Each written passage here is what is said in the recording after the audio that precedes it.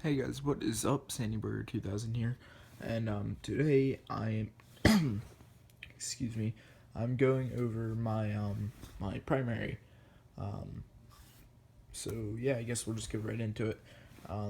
So this started out as a CYMA or D-Boys or Cybergun. They're like all the same thing. CQBR. And it has changed almost entirely. Really, the only thing that stayed the same was the lower receiver. Um, really, not even that, and the inner barrel. other than that, pretty much everything has changed. So yeah, um, I guess let's just get started on it. So I'll just go over the stock and all that stuff and the internals. Alright, so for the internals, the gearbox has stayed pretty much the same. I reshimmed it. There's a tight bore barrel in this um, there, and then I have the Evic Tornado motor down here. It shoots 40,000 RPM. I really recommend it a lot. So yeah, the gearbox and the gears are metal. The gears aren't the best. Not much stuff in this gearbox is the best. It's just kind of average, but really with the tight bore barrel and the tornado motor, and then I also have a 7.4 lipo, I think, in the back, a Firefox, I believe. Yeah, this gun really does shoot really good. And then I have this Evic Banff mag. All my other mags are the really cheap Elite Force mags. I forget how much they cost exactly, or I forget how much they carry. I think they carry like 150 or 250 or something like that. I think this one carries 150. Not sure, but I do really recommend this mag if you have a gun that shoots as fast as mine. Because this gun can shoot pretty fast. Not as fast as most guns, but it can still shoot pretty fast. So, yeah. So starting in the back, this is an H&K 416 style full stock or fixed stock, or just a CQB fixed stock for like an M4, but this is originally for a 416, but I did not know that when I got it. So it fits on there, but it required a little modification actually.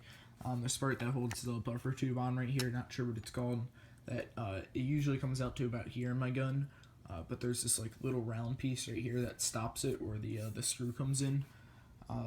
So this this didn't fit on here, and it stuck out to about there, and there's this big gap right here, so I had to actually cut this piece down right here on my gun, which took a little work, but yeah, just taped a rubber butt pad onto here because it does slip on your shoulder a lot.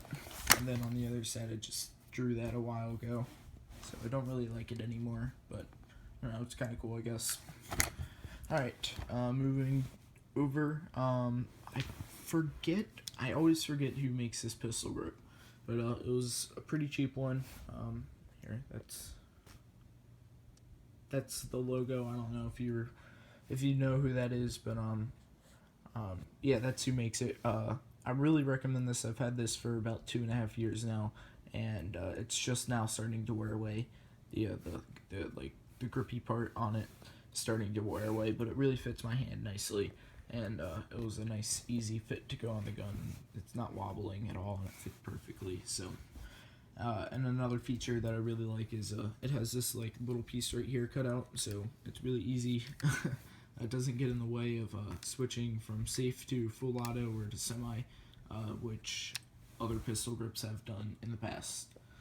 Alright, yeah, so right here for the, I have the Angel Customs trigger guard. It's the Trigger Happy trigger guard. I really like this. I just think it looks really cool.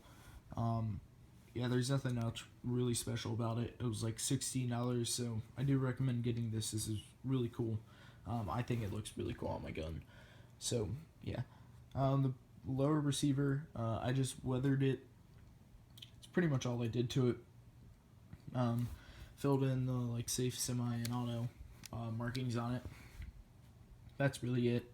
The other side, I did the same on the other side with the select fire, and then right here I just have like a skull mag release that's extended, so it's a lot easier to press. Because a lot of times, especially when I play like CQB, since I can't go full auto, I will use my middle finger to shoot because I'm a lot faster using my middle finger to shoot. That's that's how I grew up playing Xbox. So yeah, I developed my other hand to shoot a lot faster than my pointer finger, and then I'll have my pointer finger on this, and it's just really easy to press it and reload really quickly, which a lot of people say hypocritically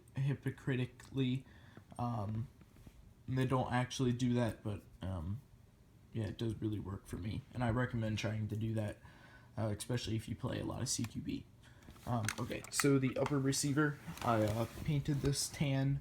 I made a video about it. It actually turned out really well. I painted the rails, but I got new rails, which I'll get to later. And then I weathered it. You can't really see it. I didn't want to weather it too much because I didn't want to wear down the paint, but I think I did a really nice job painting it, and it looks really good. So moving on, I went over the mag already.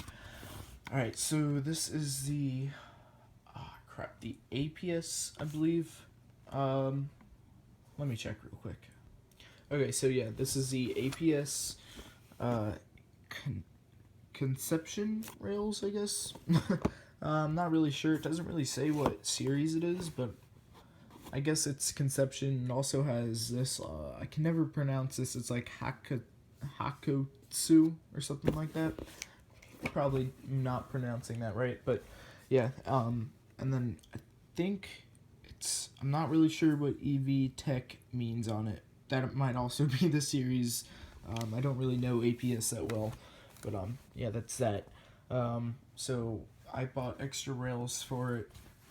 There's another one down here, which is plastic. It said it was metal online, which I'm kind of mad about because when I screw it in with the key mod, it actually bends. So you can't see that because I have this angled foregrip on there, but you might be able to see it later. So it's actually kind of loose because I didn't want to bend the plastic and break it. But when I was screwing it in pretty tight, it was bending it, which I'm kind of mad about. But what can you do? And also you might be wondering why I have rails angled. Well, let me put this down. I don't know why I did that. Why I have rails also angled up here, and that's simply because I never attach anything on the side right here, so it just looks really cool. I had these extra rails in here, so I did that on both sides, and I think it looks pretty cool. I don't know, it's just something that I did. Okay, so yeah, that's that. And then right here, this is kind of embarrassing. I don't know why I put this Colt right here. I really think that I'm going to sand it off, but then I'd have to repaint it, so I don't know what I'm going to do. But this is a suppressor that I made myself. I drilled the little holes in it. It looked a lot better a little while ago. I think I'm going to repaint it, but yeah, it does look, I think, pretty cool on here. So now to get to the attachments, we're like 8 minutes. So I'll just show you my DMR setup and this setup. This is my more CQB setup. So right here, I use this mag, the Banff mag, because it looks pretty good with this setup. A magnifier, a EOTech. The glass is cracked. I got it for $10. Here, as you can see, the glass is cracked on it. So, oh, sorry about that. There we go. Sorry about that. I have an angled foregrip right here. We got this for like $12 off of Amazon. And then I got this for like $6 off of Amazon. It's just a replica PDQ box. And then the suppressor. So yeah, now I'll show you the DMR setup. Okay, so this is the DMR setup. So yeah, like I said, Elite Force mags. I just custom painted them. I numbered them. 1, 2, 3, 4, 5, 6. No, 5. Just up to 5. No, up to 6. I numbered them up to 6, but I only have 4 of them because I gave 2 to my little brother. So yeah. So this is the DMR setup. Here's what it looks like without the mag. So what do I have on this? I have a scope that I got for, I think it was $26 from Walmart. No, I got it from Walmart, but it's actually a really nice little scope. It's really small. It's really light, actually. It's not heavy at all. It magnifies extremely far, actually, surprisingly. Not extremely far, but like for Airsoft, it magnifies like just enough. It goes up to 7. I don't know if that means anything. I think it's different. The numbers are different for every scope, but yeah, it's got the windage adjustments, which I never use. I don't think anybody ever uses them, but yeah, it's really nice, actually. I really like it.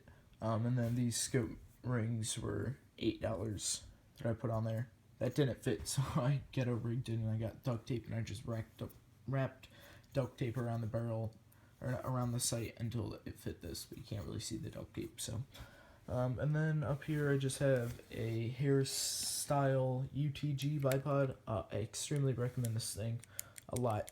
Yeah, it's just really nice. It's spring loaded. It's really sturdy. The only thing is, though, it wobbles a little bit on here. It's almost like too big for the rails. Not these rails, like all rails, because it wobbles on this one. It wobbles on my old rails. So not really sure why it does that. But yeah. So oh, and also I extremely recommend getting a key mod rail system, just because 1, it looks cool. 2, it's only like an $80 upgrade. It's really easy to install. And 3, if you don't want to leave your hands on the rails, because it does get uncomfortable after a while, especially if you don't have gloves. It is really comfortable to just be able to hold it from here, like I do. Because before I was holding it on the rails and it was pretty uncomfortable. So yeah, my hand just didn't really fit like I wanted it to. And now I can hold it like this. And yeah, I just really recommend them. Just because of how cool they look and how easy it was to put on. So yeah. So thanks for watching. Rate, comment, subscribe. See you guys later. Bye.